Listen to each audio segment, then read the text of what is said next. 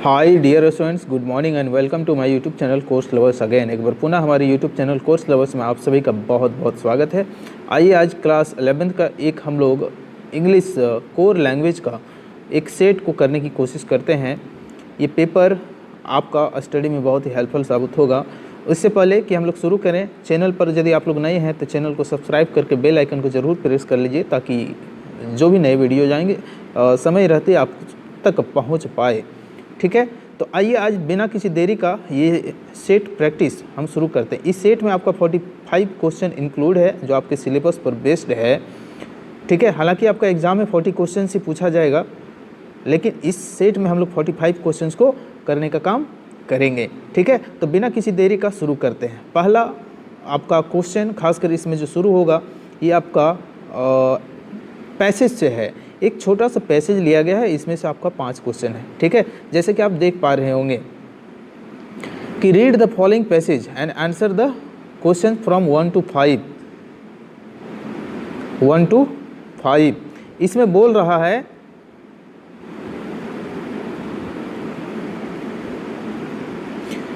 Passage से।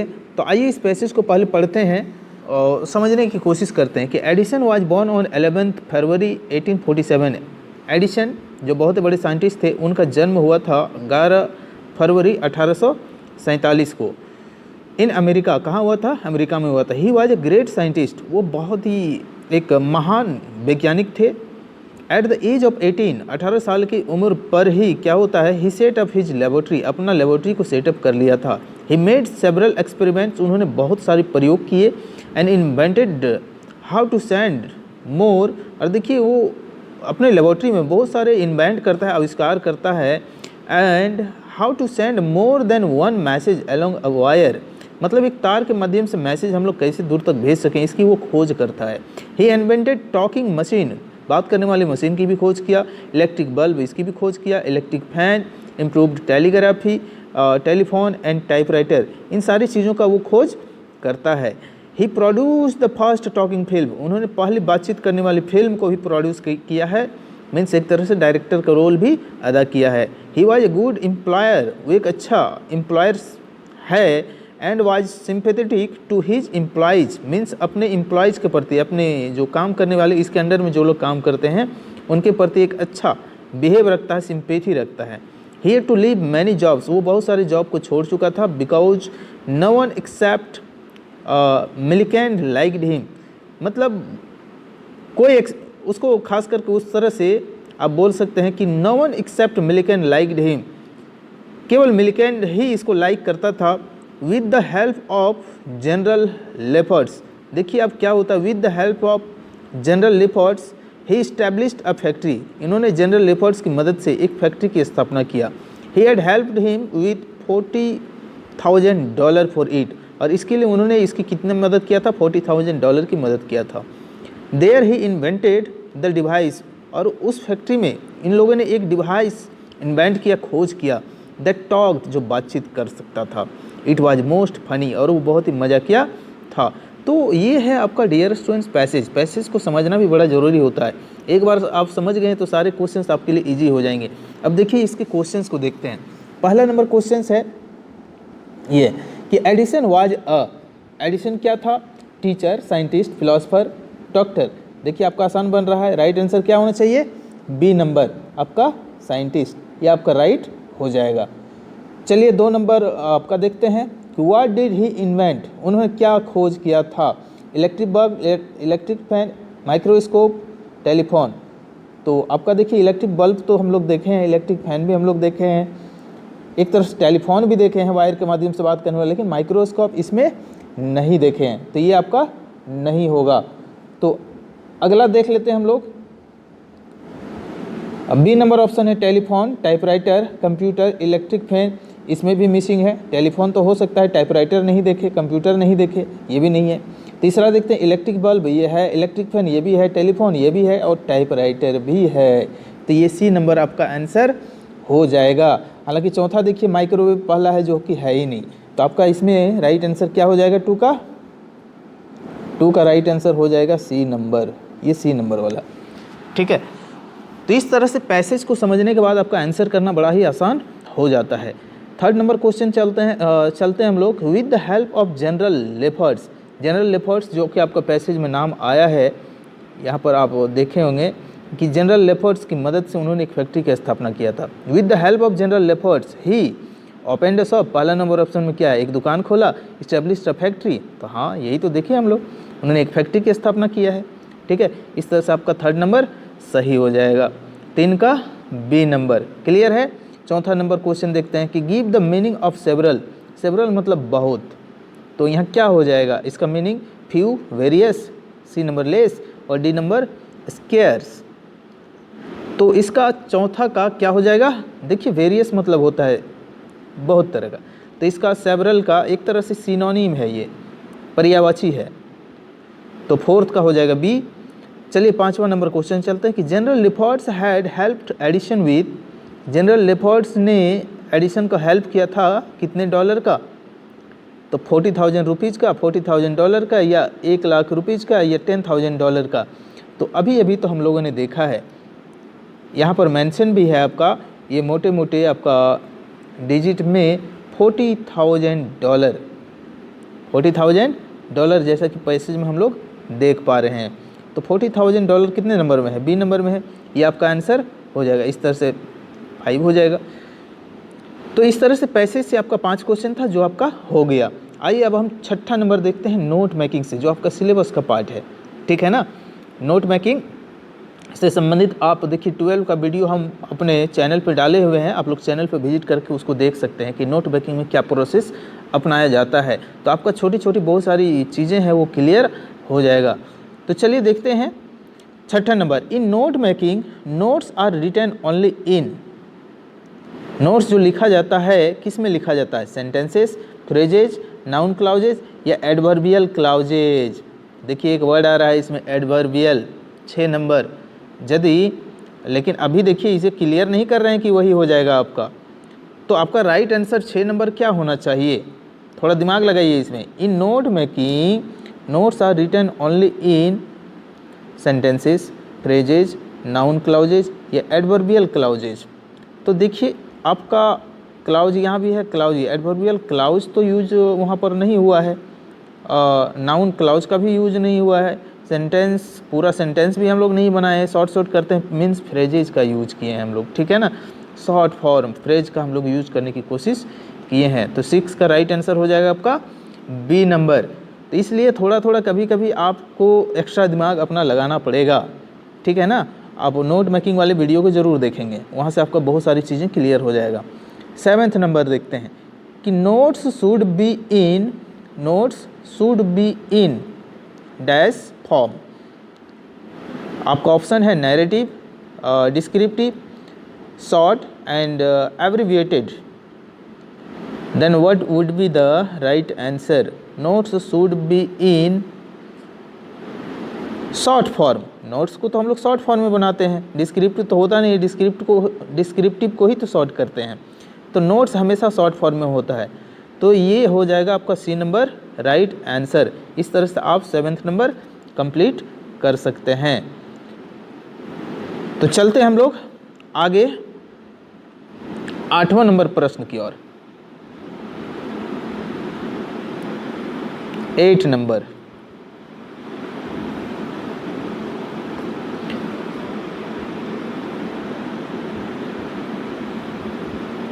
Just a minute, चलिए आइए, अब ये मेरा शेप में आ गया है। अब हम लोग चलते हैं 8 नंबर पार्ट पे।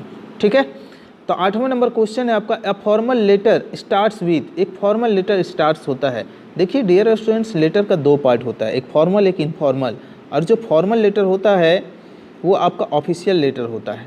ठीक है ना, और इनफॉर्मल लेटर रिलेटिव्स के पास हम लोग लिखते हैं। तो फॉर्मल लेटर की स्टार्टिंग हम लोग कैसे करते हैं, आप लोग भी लिखते होंगे, तो स्टार्ट हमेशा आप टू के साथ करते हैं। ठीक है, किसके साथ करते हैं, टू के साथ, लेकिन आप ऊपर में सेंडर्स एड्रेस भी लिखते हैं, ये ध्यान रहे, अपना एड्रेस लिखते ही लिखते हैं। फॉर्मल जब भी लेटर्स लिखा जाता है, जिसे एडिटर के पास ही आप लिखते हैं, तो सबसे पहले भेजने वाला अपना एड्रेस लिखता है ऊपर में, और उसके नीचे आप डेट मेंशन करते हैं।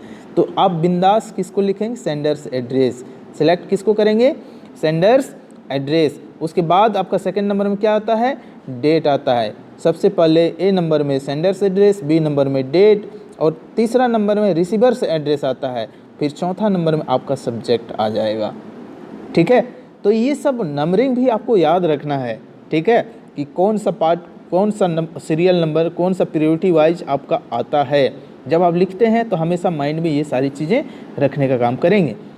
तो ठीक है, ये आपका सेंडर्स एड्रेस हो गया। आइए आप 9th नंबर क्वेश्चन की ओर चलते हैं। ये आपका 8 हो गया। 9th number, letters to the editor are written to. अब बताइए, लेटर्स टू द एडिटर, अब यहाँ तो क्लियर ही कर रहा है कि एडिटर किसका होता है, न्यूज़पेपर का होता है। तो यहाँ ऑप्शन में आपका पहला ही नंबर न्यूज़पेपर है। बी नंबर स्कूल होगा नहीं, सी नंबर कॉलेज होगा नहीं, और डी नंबर क्लब है, वो होगा ही नहीं। तो आपका राइट आंसर हो जाएगा ए नंबर, न्यूज़पेपर। इस तरह से 9th नंबर क्लियर हो गया। 10th नंबर देखते हैं कि reporting of an event is done as, जो रिपोर्टिंग करते हैं एक घटना पर, इज डन एज, उसको किया जाता है, कैसे किया जाता है, फर्स्ट हैंड इन्फॉर्मेशन, क्या वो फर्स्ट हैंड पे किया जाता है, या बी नंबर है थर्ड हैंड इन्फॉर्मेशन, या सी नंबर में सेकंड हैंड इन्फॉर्मेशन, या डी नंबर में none of the above. 10th number में क्या किया जाता है, तो वो फर्स्ट हैंड इन्फॉर्मेशन होता है। ठीक है, मीन्स डायरेक्ट घटना का ही जानकारी दिया जाता है, वो रिपोर्टर के माध्यम से, किसी और का वो बातचीत पर आधारित ज़्यादा होता नहीं है। वो जो फैक्चुअल रिपोर्ट होता है घटना पर आधारित, वही रिपोर्ट को दिया जाता है डायरेक्ट। इसको कहते हैं फर्स्ट हैंड इन्फॉर्मेशन, मतलब जानकारी कलेक्ट किया, आप तक प्रस्तुत कर दिया। तो इस तरह से 10th नंबर हो गया। 11th number, the purpose of invitation is to, invitation का पर्पस क्या होता है, इनवाइट, स्कॉल्ड, प्रेज, प्ले। अब बताइए, कोई इनवाइट कर रहा है तो इनवाइटे ना होगा, तो 11 नंबर का क्या हो जाएगा, ये तो मिलता जुलता वर्ड भी है इनवाइट, इसलिए इसमें कहीं कोई परेशानी नहीं होना चाहिए। तो इस तरह से इसका इनवाइट हो जाएगा ए नंबर। 12 नंबर का, वाइल राइटिंग आर्टिकल्स, जब आर्टिकल्स को लिखा जाता है, where should the writer mention his और हर नेम, तो जो राइटर होता है वो अपने नाम को कहाँ मेंशन करता है, एट द टॉप, एकदम सबसे ऊपर में, एट द एंड, सबसे अंत में, या बोथ, ए एंड बी, दोनों, ऊपर में भी नीचे में भी, या डी नंबर नन। तो राइट आंसर क्या हो जाएगा, आर्टिकल राइटिंग का वीडियो भी मेरा खास करके चैनल पर जब हम सिलेबस का डिस्कशन किए हैं 12 वाला, तो उस पर आप लोग फोकस करेंगे तो ये भी बहुत हद तक क्लियर हो जाएगा। आर्टिकल राइटिंग के बारे में भी बताया गया है। ठीक है, आप लोग वीडियो को ज़रूर देखें, और नहीं आप लोगों को क्लियर नहीं होगा तो आप कमेंट बॉक्स में ज़रूर कमेंट करेंगे, आप लोगों को फिर से इसके बारे में डिटेल बताया जाएगा। ठीक है, तो 12 नंबर का राइट आंसर हो जाएगा एट द एंड, लास्ट में मेंशन करते हैं। जैसे आप टाइटल दिए, बॉडी पार्ट लिखे, और सबसे अंत में मैटर लिखने के बाद लेफ्ट साइड में यहाँ पर नाम मेंशन किया जाता है। ठीक है, तो इस पर बिल्कुल भी कंफ्यूज होना नहीं है आप लोगों को। इस तरह से 12 नंबर आप कर लेंगे। ठीक है, तो चलिए आप 13वां नंबर क्वेश्चन की ओर चलते हैं, जो आपका ग्रामर पर बेस्ड है। ठीक है ना, आपने बी सेक्शन देखा, बी नंबर सेक्शन किस पर आधारित था, ये राइटिंग पर बेस्ड था, और सी नंबर सेक्शन आपका ग्रामर पर बेस्ड है, जो आपका 10 मार्क्स का आएगा। तो चलिए हम लोग ग्रामेटिकल सेक्शन को भी देख लेते हैं। 13 number, choose the grammatical correct sentences for the given jumble words. यहाँ पर देखिए जंबल वर्ड्स के साथ दिया गया है, आपको करेक्ट सेंटेंस को चुनना है कि कौन करेक्ट सेंटेंस है। सेंटेंस एक दिया गया है, अब इसको पहले इसको समझ लीजिए कि फिजिकल एक्सरसाइज ये एक है, दूसरा है बीच में 4, तीसरा है इसेंशियल, फिर इज है, हेल्थ है एंड गुड है। तो इसमें physical exercise for essential is health good, ये तो सीरियल होगा ही नहीं। अब देखिए ये सेंटेंस को पढ़िए कि ए नंबर क्या है, physical exercise essential is good for health. देखिए ये कहीं ना कहीं प्रोवर्ब पर आधारित है, आप लोग इसको बढ़िया से पढ़िए तो समझ में आ जाएगा। Physical exercise essential is for good health, ये सूटेबल लग रहा है? 13 नंबर नहीं लग रहा है। B number, good health is essential for physical exercise, नहीं, ये भी मिसिंग लग रहा है। Physical exercise essential for good health, ये सूटेबल है आपका। C number, physical exercise is आपका सब्जेक्ट है, सब्जेक्ट के बाद एक्चुअली वर्ब रखा है, फिर आपका अदर चीज़ें आना शुरू हुआ है फॉर गुड हेल्थ। ये प्रॉपर वे में है, प्रॉपर ऑर्डर में सेटअप किया हुआ है, इसलिए सी नंबर एकदम परफेक्ट सेंटेंस के रूप में आता है। ठीक है, इस तरह से आपका ये 13 का सी नंबर राइट आंसर हो जाएगा। क्लियर है। आइए अब आगे चलते हैं। Fill in the blanks from the given options. नीचे दिए गए खाली जगहों को भरना है सही ऑप्शंस चुन करके। ये डिटरमाइनर है आपका। डिटरमाइनर से देखते हैं। 14 नंबर क्वेश्चन है, Paritosh is dash honourable man. Determiner भरना है। इसमें ऑप्शन है ए, द, एंड, नन। अब बताइए इसमें होगा क्या कि परितोष इज ए होगा, एन होगा, ऑनरेबल है। अब देखिए गौर कीजिएगा, ऑनरेबल एच आ रहा है, लेकिन प्रोनाउंस कीजिए, प्रोनाउंसिएशन में क्या आ रहा है आपका, वो बहुत मायने रखता है, नहीं तो फिर आप गलत कर जाएंगे। एच है, एच आपका एक्चुअली में है क्या, वॉवेल है या कॉन्सोनेंट है? है कॉन्सोनेंट, लेकिन इसका जो प्रोनाउंसिएशन आ रहा है ना वो अ से आ रहा है। किससे आ रहा है? अ से आ रहा है। इसलिए इससे के पहले आप क्या लगाएंगे? एन लगाएंगे। तो यहाँ पर देखिए एन कितने नंबर में है? सी नंबर में है। तो राइट आंसर आपका क्या हो जाएगा? सी हो जाएगा। बिल्कुल भी एच देखकर ए नहीं लगाएंगे, प्रोनाउंसिएशन पर बेस्ड लगाएंगे। जैसे कभी आप यूनिवर्सिटी में लिखते हैं, यूनिवर्सिटी आप लोग कभी लिखते हैं तो यू तो है वॉवेल, लेकिन जब आप लिखते हैं तो यूनिवर्सिटी पढ़ते हैं ना, तो यू क्या है आपका? यू आपका व्यंजन वर्ण है, स्वर वर्ण में नहीं आता है। और जो व्यंजन वर्ण है मीन्स वो आपका कॉन्सोनेंट है, तो कॉन्सोनेंट के पहले ए का होगा। मीन्स यू रहते हुए भी आप ए यूनिवर्सिटी करते हैं, एन यूनिवर्सिटी नहीं करते हैं। ठीक है ना। तो ये सब जैसे हम लोग करते हैं ना, एन आवर, घंटा लिखते हैं ना तो एन आवर करते हैं ना, एच है यहाँ पर, फिर भी एन आवर करते हैं। तो प्रोनाउंसिएशन जब भी आप इस तरह की चीज़ें भरेंगे, आर्टिकल भरेंगे, डिटरमाइनर में ये इस तरह का ऑप्शन आएगा, तो आप प्रोनाउंसिएशन को ज़रूर चेक करें। प्रोनाउंसिएशन के अकॉर्डिंग आपका राइट आंसर होगा। क्लियर है। तो इस तरह से आपका ये 14 नंबर का हो जाएगा, एन ऑनरेबल मैन। ठीक। 15 नंबर देखते हैं। आई खाली जगह a letter when the bell ring. I खाली जगह a letter when the bell ring. I was written. देखिए पहली बात, जब भी इस तरह का सेंटेंस आता है तो फिर आप इसमें समझिए जनरली वो पास्ट की ओर इंडिकेट कर रहा होता है। यहाँ तो लगभग पास्ट में ही आ रहा है। तो यहाँ आई वाज रिटन, ये तो होगा नहीं। I was written, was written होता नहीं है, वाज राइटिंग होता है। तो इसमें वाज राइटिंग, देखिए यहाँ सुटेबल बढ़ रहा है। I was writing a letter when the bell rang. जब घंटी बजी मैं क्या कर रहा था? I was writing a letter, मैं एक पत्र लिख रहा था। तो 15 नंबर का हो जाएगा बी नंबर। ठीक है। आइए हम लोग 16वां नंबर क्वेश्चन चलते हैं। Dash you please stop talking. 16 number में dash you please stop talking. तो इसमें should you please stop talking या फिर बी नंबर। इसमें देखिए 2 बी मिसप्रिंट है। पहला नंबर ए होगा, विल, शुड, मस्ट, सेल। तो इसमें अब देखिए सबको लगा के देखिए, जो सूटेबल होगा, मीनिंग जिसका परफेक्ट आएगा अब उसको सही मान लेंगे। आपका मॉडल एक्चुअली भर में इस तरह का होता है, आपको मीनिंग को सूटेबल लगा करके देखना पड़ेगा। तो इसमें राइट आंसर देखिए कि will you please stop talking या should you please. Should you तो सूटेबल लग नहीं रहा है, मस्ट यू प्लीज ये भी नहीं लग रहा है, शैल यू प्लीज, यू है तो विल ही होगा। इसमें राइट आंसर विल होगा। ठीक है। Will you please stop talking, क्या बातचीत करना आप बंद करेंगे, कृपया बंद करेंगे, तो विल ज़्यादा सूटेबल है। इस तरह से आपका 16 का हो जाएगा ए नंबर ऑप्शन। क्लियर है। तो चलिए हम लोग 17वां नंबर की ओर चलते हैं कि आई एम नोइंग यू, मैं आपको जान रहा हूँ। Choose the correct one from the following. अब देखिए इसको हम लोग नीचे से आपको चुनना है। ठीक है ना, 4 ऑप्शन में से कि कौन सही ऑप्शन है। तो देखिए क्या होता है 17 का कि आई नोइंग यू, नहीं ये तो होता ही नहीं, ये रॉन्ग हो गया।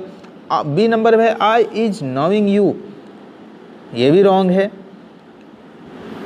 इज नोइंग नहीं होता है, नोइंग तो होता ही नहीं है, नोइंग एक्चुअली वर्ब में होता ही नहीं है। ठीक है ना, इसलिए ये रॉन्ग है। यहाँ भी नोइंग, यहाँ भी नोइंग, यहाँ भी नोइंग, आई नो यू, ये एक अकेला बच गया। तो राइट आंसर हो जाएगा डी नंबर, 17 का डी नंबर। क्लियर है। राइट ऑप्शन क्या? D number. तो डियर स्टूडेंट्स, इस तरह से आपका 17 क्वेश्चन क्लियर होता है। चलिए हम लोग 18वां नंबर क्वेश्चन की ओर बढ़ते हैं आगे ये आपका सेक्शन डी है जो लिटरेचर पर बेस्ड है, ठीक है, लिटरेचर पर बेस्ड आपका क्वेश्चन है।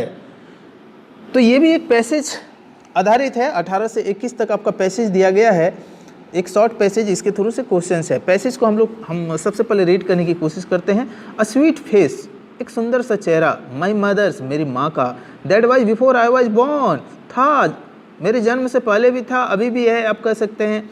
एंड द सी मीन्स यहाँ पर समुद्र की चर्चा है। एक तरह से लेखिका या लेखक जो भी है वो समुद्र के में बीच के किनारे खड़ा है, which appears to have changed less, और वहाँ खड़ा होकर वो जस्ट ये भांपने की कोशिश करता है जिस तरह मेरी माँ का चेहरा ज़्यादा बदलता नहीं है, चाहे मेरे जन्म के पहले या अभी, उसी तरह से समुद्र की स्थिति में भी ज़्यादा परिवर्तन नहीं होता है। चेंज लेस, बहुत कम, नाम मात्र। वॉश देयर टेरिबली ट्रांजिस्ट फीट, ट्रांजिस्ट का मतलब क्षणिक मात्र, उसके पैरों को इधर उधर थोड़ा बहुत कर पाता है। कि वॉश देयर टेरिबली मतलब उसके एक तरह से जब बीच में खड़ा रहता है, देखना पानी का वेव्स आते जाते रहता है, और उससे कारण क्या होता है, उसके पैरों को वो धोने का भी काम करता है। तो देखिए पोएम जो भी होता है ना, उसका बहुत ही गहरा मैसेज होता है। अब कवि के अकॉर्डिंग अब कवि उस समय किस भावना के तहत बोलने की कोशिश किया है वो तो कवि जाने, लेकिन एक्सप्लेनेशन एक्चुअली हम लोग वर्ड्स के माध्यम से ज़रूर ये कर सकते हैं। तो चलिए आइए अब हम लोग इसके क्वेश्चंस को देखने की कोशिश करते हैं। The sweet face the photograph shown was, the sweet face सुंदर सा चेहरा, द फोटोग्राफ का सॉन वाज वो दिखाया, क्या दिखाया, दैट ऑफ नैरेटर्स कजिन, वो नैरेटर्स के कजिन थे, नैरेटर्स फादर नैरेटर के फादर थे, या फिर नैरेटर्स मदर नैरेटर्स के मदर थे, या फिर नैरेटर्स ब्रदर और नैरेटर के भाई थे। तो क्या लग रहा है 18 नंबर का ऑप्शन क्या हो जाएगा। तो देखिए इस पोएम में नैरेटर्स की मदर की बात किया गया है। किसकी बात किया गया है, आप पहला या दूसरा लाइन में देखिए, नैरेटर्स मदर्स की चर्चा किया गया है। तो बिंदास आप किसको ऑप्शन में लगाएंगे, नैरेटर्स मदर, 18 का सी नंबर आपका राइट हो जाएगा। क्लियर है। आइए हम लोग अब 19 नंबर क्वेश्चन की ओर चलते हैं। The photograph was taken when, photograph लिया गया था कब। देखिए द नैरेटर्स वाज अबाउट 12, जब नैरेटर्स की उम्र 12 साल थी, अबाउट 12 ईयर्स एगो, जब वो 12 साल के पहले थे, या फिर सी नंबर है द नैरेटर्स वाज ए चाइल्ड, जब नैरेटर एक बच्चा था, या फिर लास्ट ऑप्शन है कि the narrator was not even born, उसमें नैरेटर का जन्म भी नहीं हुआ था। तो बताइए आपका पैसेज से क्या लगता है 19 का राइट आंसर क्या हो जाएगा। तो 19 का राइट आंसर हो जाएगा, जैसा हम लोग देख रहे हैं पैसेज में, the narrator was not even born, उस समय उसका जन्म भी नहीं हुआ था, डी नंबर वाला। बिफोर आई वाज बॉर्न, देखिए यहाँ तो क्लियर कर रहा है ना, इसलिए ये आपका राइट आंसर हो जाएगा। 20 नंबर क्वेश्चन चलते हैं। दे वर स्टैंडिंग, वो खड़ा है कहाँ पर, एट द सी, मीन्स यहाँ तो एट द बीच आया है ना, नियर अ रिवर, रिवर तो होगा नहीं, नियर अ कैनल, कैनल भी नहीं होगा, ऑन ए रॉक, रॉक भी नहीं होगा, तो बीच, बीच कहाँ होता है, समुद्र के किनारे होता है। तो कुछ हिडन मीनिंग्स छिपा हुआ है, आपको उसको समझना पड़ेगा। पोएम में हिडन मीनिंग्स को समझना बहुत ही ज़रूरी होता है, ठीक है, नहीं तो फिर गलत मार के आ जाएंगे, फिर आपका क्वेश्चंस गलत हो जाएगा। इसलिए हमेशा छिपी हुई मीनिंग्स को समझने की कोशिश करना है। 20 का राइट आंसर इसमें क्या हो जाएगा, कवि कहाँ खड़ा है या फिर वे लोग कहाँ खड़ा है, बीच में खड़ा है। तो 20 का राइट आंसर ए नंबर आपका हो जाएगा, ठीक है। चलिए 21 की ओर चलते हैं। द वर्ड ट्रांजिट सोच, यहाँ जो वर्ड आया है ट्रांजिट, इसका मीनिंग क्या समझ में आ रहा है, ट्रांजेंस, ट्रांसेंट, इसका मतलब होता है एक्चुअली ये क्षणिक होता है, ऐसे हम लोग बोल सकते हैं क्षणिक, क्षण भर के लिए। तो चेंजिंग नेचर ऑफ द सी, या फिर परमानेंट फीचर ऑफ द सी, या देयर मोमेंट्री और एफर्मल लाइफ। तो मोमेंट्री मतलब क्षणिक आ रहा है, इससे पकड़ में आ रहा है। तो एक भी वर्ड से आपका पकड़ में आ गया तो राइट आंसर पकड़ में आ जाएगा। मोमेंट, क्षण बोलते हैं ना, तो ट्रांजिट का मतलब वही होता है। तो 21 का हो जाएगा सी नंबर आपका, एक मिनट नहीं, आपका 21 का 21 नंबर का ये रॉन्ग हो रहा है। चेंजिंग नेचर ऑफ द सी, यहाँ पर हम लोग समुद्र का जो नेचर बदल रहा है, ये आपका राइट आंसर हो जाएगा, ठीक है ना। 21 का ए नंबर वाला आपका हो जाएगा, इस पे आप लोग थोड़ा सा सुधार कर लेंगे, ठीक है। आइए 22 की ओर चलते हैं। Which month of the year has been mentioned in the poem. Which month of the year, किस महीने की चर्चा किया गया है इस कविता में। In the poem, the poem क्या है, लेबरमन, लेबरनम। हाँ, इस पोएम में किस मंथ की चर्चा किया गया है, लेबरनम टॉप ये पोएम है, इसमें किस महीने की चर्चा किया गया है, 23 नंबर में। 22 है, थर्ड नहीं है। तो 22 नंबर में किसकी चर्चा किया गया है, तो 22 का इसमें सितंबर मंथ की चर्चा किया गया है, सितंबर मंथ की चर्चा किया गया है। तो ये आपका राइट आंसर हो जाएगा। ये एक पोएम है, बहुत ही सुंदर पोएम है, आप लोग का टेक्स्ट बुक पर इसको आप लोग पढ़ने का काम करेंगे, ठीक है। 23 नंबर में the poet Walt Whitman asked a question, उन्होंने एक क्वेश्चन पूछा, and who art thou, who art दाउ।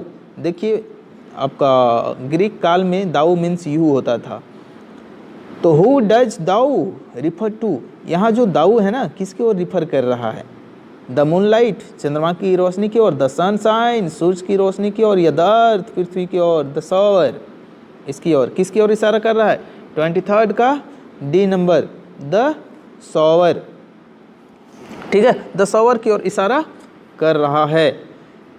तो 23 का हो जाएगा डी नंबर। 24 का हो जाएगा who is the poet of the poem childhood, childhood poem के पोएट कौन है, 24।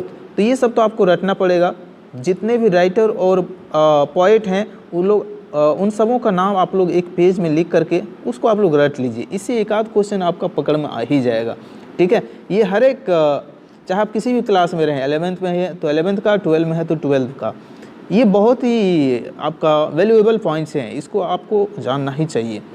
तो 24 का आपका राइट आंसर हो जाएगा सी नंबर, इसमें मार्कस नैटम है चाइल्डहुड पोएम के पोएट, तो 24 का हो जाएगा सी।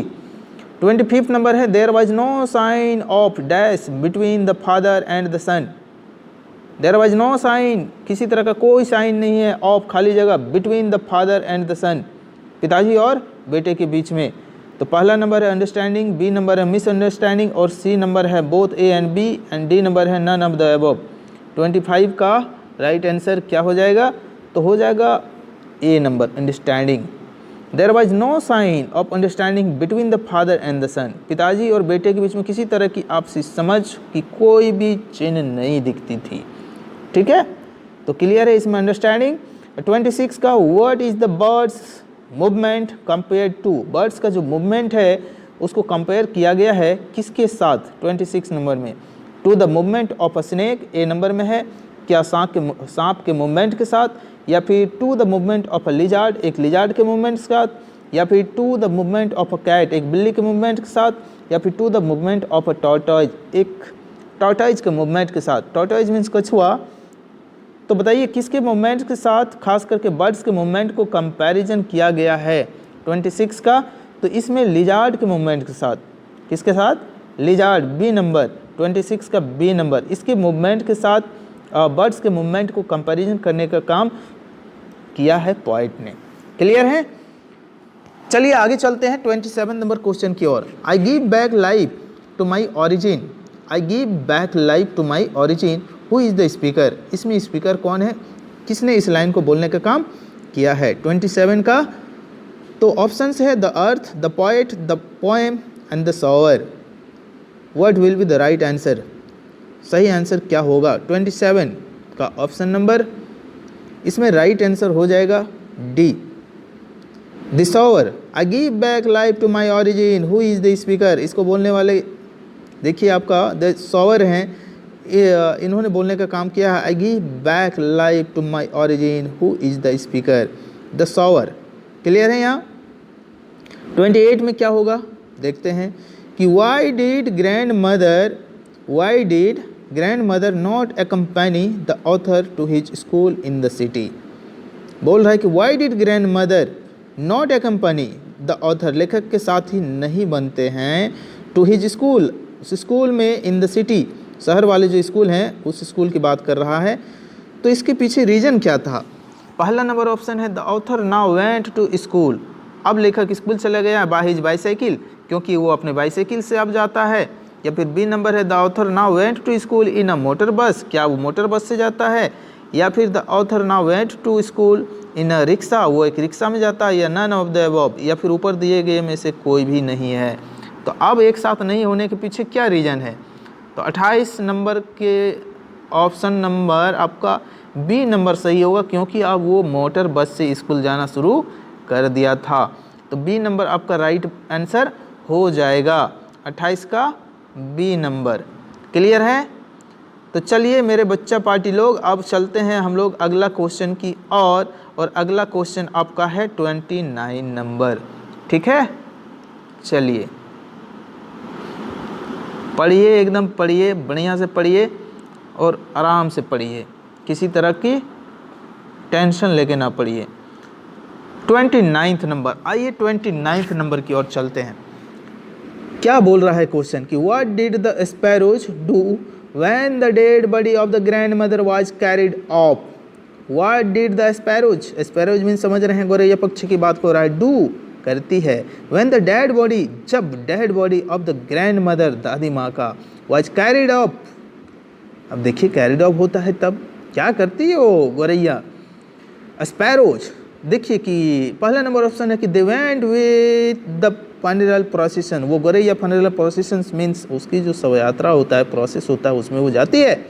बी नंबर है दे चिरप्ड लाउडली, वो जोर जोर से चिरपिंग करती है, मीन्स वो अपनी भाषा जो बोलने का काम करती है गोरैया वो करती है। या C number they flee away quietly, वो शांतिपूर्वक उड़ के चली जाती है। और D number none of the above, क्या होना चाहिए, गेस भी कीजिए, चूँकि लगाव था ग्रैंड मदर के साथ उस स्पैरो का।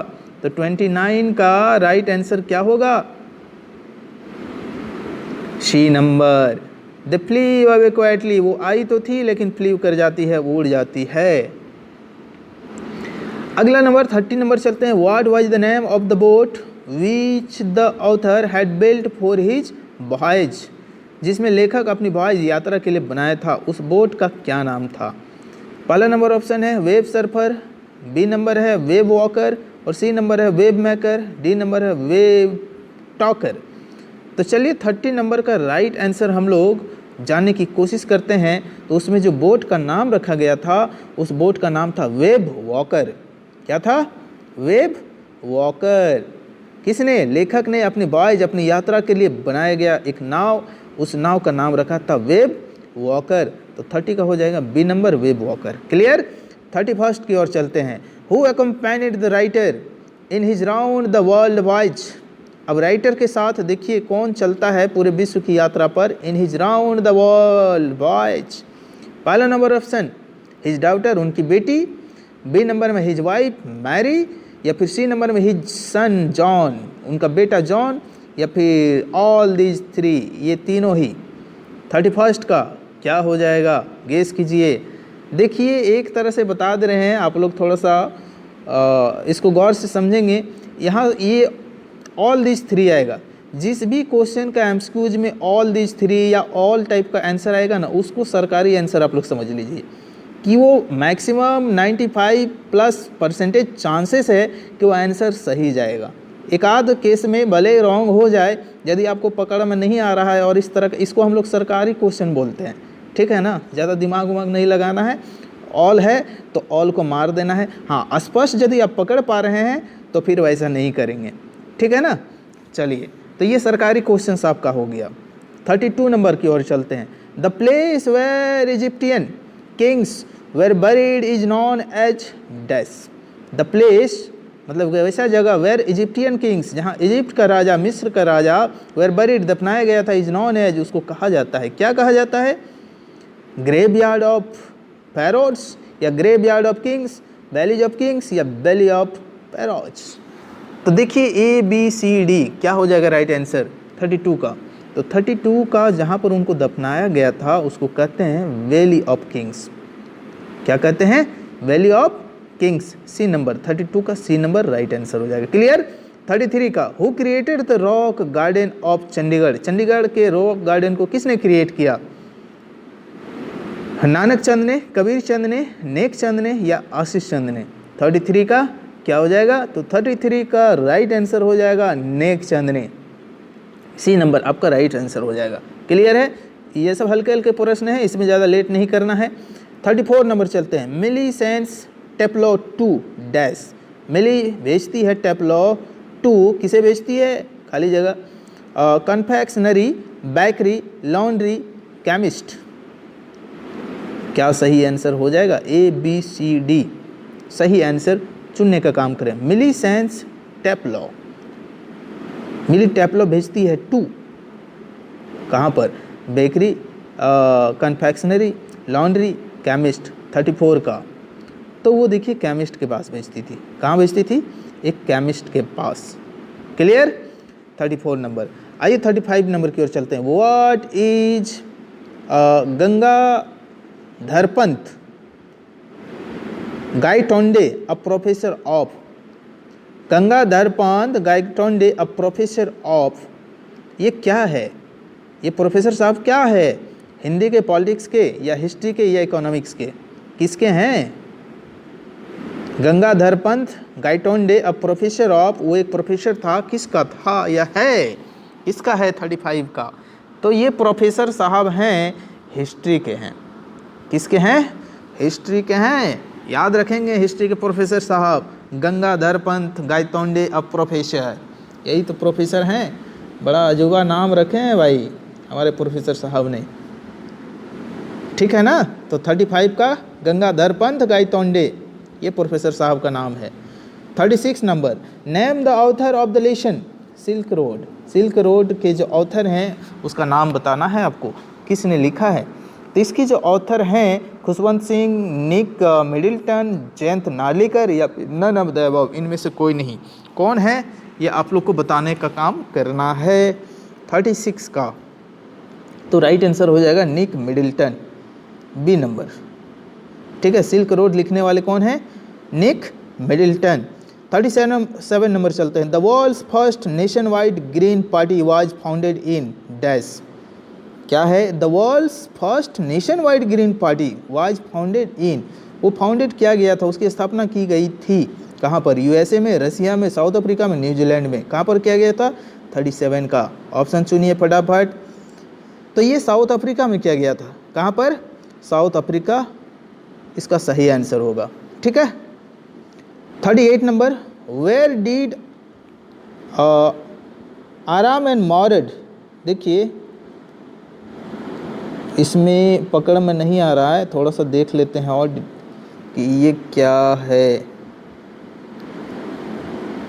आराम and Mourad hide the stolen white horse, हाँ ये चीज़ है। Where did Aram and Mourad hide the stolen white horse, उनको छिपाया था। कहाँ पर छिपाया था ये जानने की कोशिश करते हैं।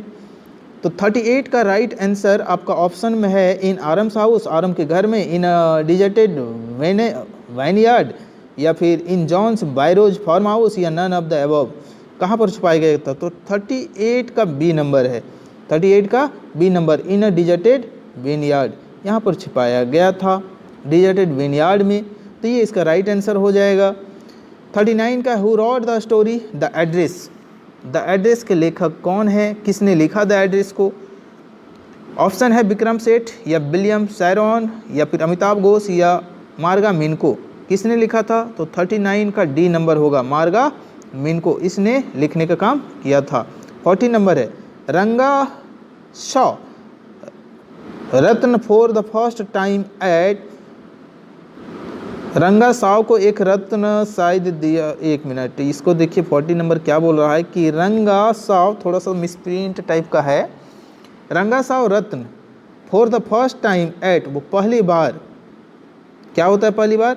ऑप्शन है गुंदा वट्टाज हाउस, नैरेटर्स। अच्छा देखा, इस यहाँ पर मीनिंग ये लगेगा, रंगा साव, रंगा ने देखा, Ratna for the first time at, Ratna को देखा, कहाँ देखा? पहली बार गुंदा वट्टाज हाउस, गुंदा वट्टाज हाउस पर, या फिर नैरेटर्स हाउस, नैरेटर हाउस पर, शास्त्री हाउस, शास्त्री का हाउस पर, या रामाराज हाउस, रामाराज का हाउस। तो देखिए 40 का क्या हो जाएगा? 40 का हो जाएगा बी, नैरेटर्स हाउस, नैरेटर्स के हाउस में देखा गया था। क्लियर? तो आइए 5 क्वेश्चन और बचा है, हम लोग 5 क्वेश्चंस को और देखने का काम करते हैं, फिर आपका ये सेट कंप्लीट हो जाएगा। Yes 41 according to Albert Einstein what was more important in education. अब बताइए अल्बर्ट आइंस्टीन के अकॉर्डिंग क्या इम्पोर्टेंट था एजुकेशन पर। इसमें और कुछ छिपा हुआ है? हाँ नहीं है, ठीक है। Important in education according to Albert Einstein what was more important in education. बताइए क्या इंपॉर्टेंट था? डेट्स, फैक्ट्स, आइडियाज या नॉलेज। 41 का राइट आंसर क्या हो जाएगा? तो इसमें जो है ना आइडियाज बहुत ही इंपॉर्टेंट था। सी नंबर क्या इंपॉर्टेंट होगा? आइडियाज, ये बहुत इंपॉर्टेंट था, ठीक है, आइडियाज। 42 का in the story Mother's Day who is the most neglected person in the family. In the story Mother's Day story में who is the most neglected person, कौन सबसे ज़्यादा नेग्लेक्टेड पर्सन था इन द फैमिली में? तो पहला है ग्रैंड पेरेंट्स, चिल्ड्रेन, फादर या मदर। इन चारों में से क्या हो जाएगा सही आंसर 42 का?